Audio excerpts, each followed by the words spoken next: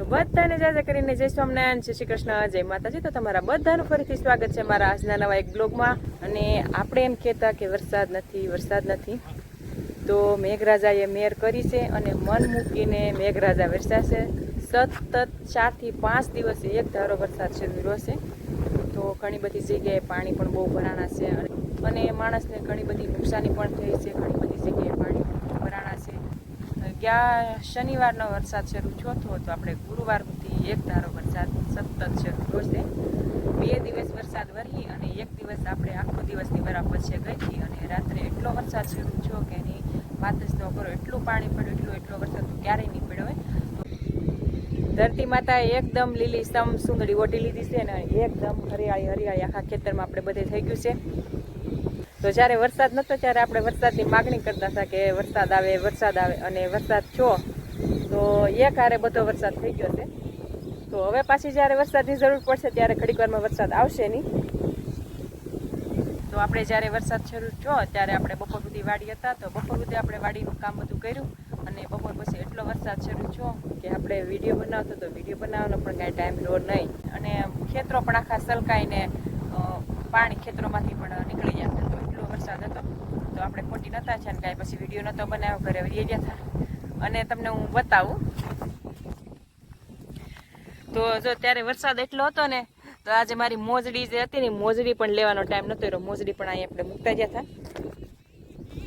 તો આપણે અહીંયા જે બૂટ ને મોજડી બધું મૂકી અને ઘરે જતા રહ્યા હતા। પછી ખેતરમાંથી ગાડી પણ ન નીકળી અને નેવડામાંથી પાણી આવી ગયું હોય તો આપણે પછી જઈ પણ ન એકી ઘરે, એટલે આપણે ઘરે જતા રહ્યા હતા। તો 2 દિવસથી આપણે વરાપ નીકળી છે। તો 2 દિવસથી આપણે વરસાદ નથી અને વાતાવરણ પણ બહુ સારું થઈ ગયું, તડકો નીકળો છે અને હવે થોડોક હમણાં વરાપ રહી જાય તો આપણે જે માણસને બધાને કામ જે ખેતરનું હોય બાકી બધું પૂરું થઈ જાય। અને 2 દિવસથી વરાપ થઈ છે તો અમારે એક ભાઈની કાલે મગફળી વાવવા જવાની હતી, તો આખો દિવસ એમાં વયો ગયો છે અને અત્યારે આપણે વાડી આવતા રહેશે। તો અમારે શું વાડીએ કામ કરવાનું છે એ પણ અમે તમને આગળ બતાવું વિડીયોમાં, અને આપણે કેવું ખેતરમાં કાંઈ નુકસાની છે કે નહીં એ પણ આપણે આગળ આંટો મારવા જઈ અને પછી તમને બતાવું કે કાંઈ આપણે નુકસાની થઈ છે કે નથી થઈ। ઘરેથી આવીને આપણે એક નીણ કરી દીધી, નેપિયર વાઢી અને આપણે બળદને નાખી દીધું છે। તો એક નીણ ખાઈ લઈ અને હજી એક નીણ આપણે ખવડાવી દેવાની છે।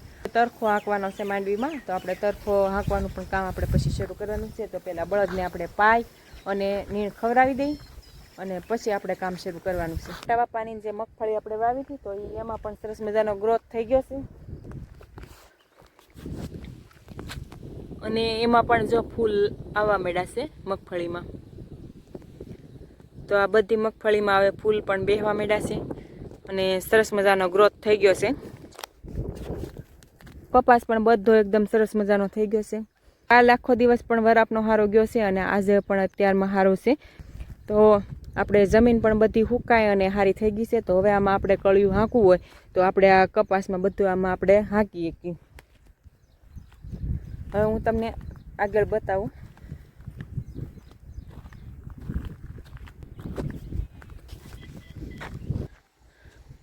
અને આ છે અમારી મગફળી, તો આમાં ખડ પણ જો ઘણું બધું છે અને મગફળી પણ બધી સારી થઈ ગઈ છે। હવે આનો પણ ગ્રોથ થતો આવે છે।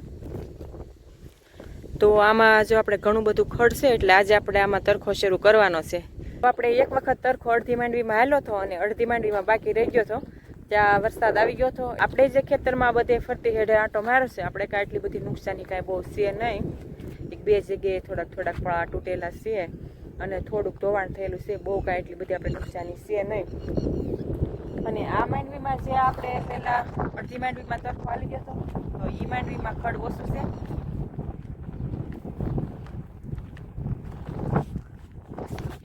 અને આ માંડવીમાં જે આ ભાગમાં આપણે તરખો નહોતો હાલેલો એટલે એમાં થોડુંક ખડ વધારે છે। અને આજે આપણે કામમાં તો આજે માંડવીમાં તરખો હાંકવાનું અને વણમાં કળિયું હાંકવાનું એ જ કામ કરવાનું છે। તો જોઈશે કેટલી ઘડી આપણે એ કામ કેટલા સમય સુધી હાલે, તો એ કામ થઈ જાય પછી આપણે શું કામ આગળ કરી એ પણ હું તમને બતાવીશ।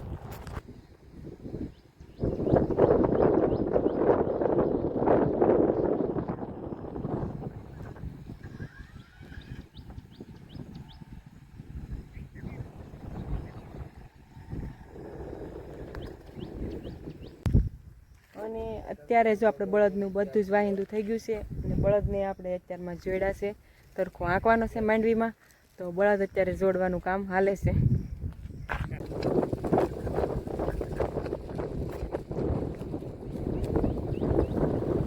તરખો હાલવા માંડ્યો છે.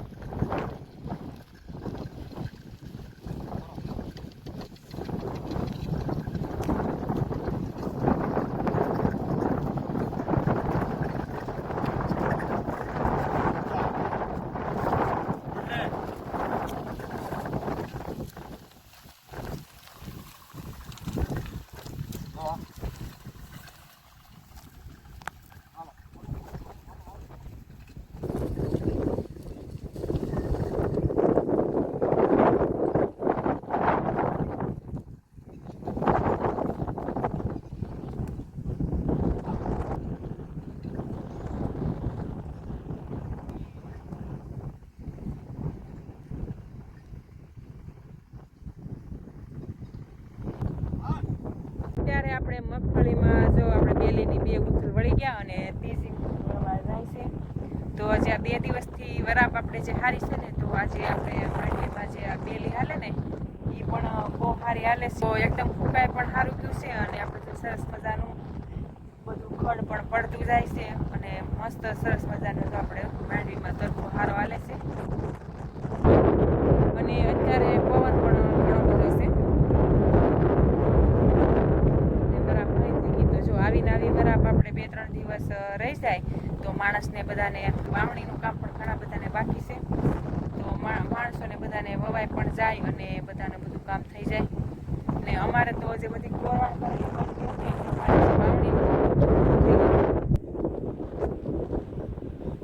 તો આપણે જો અડધી માંડવીમાં બેલી હાલી ગઈ છે. અડધી માંડવીમાં બેલી હાલી ગઈ અને અડધી માંડવી બાકી છે. તો આપણે બપોર થાય ત્યાં ઘણી ખરી બેલી હાલી જાય. અને મારે જે હું કામ કરવાનું છે એ હું તમને બતાવું.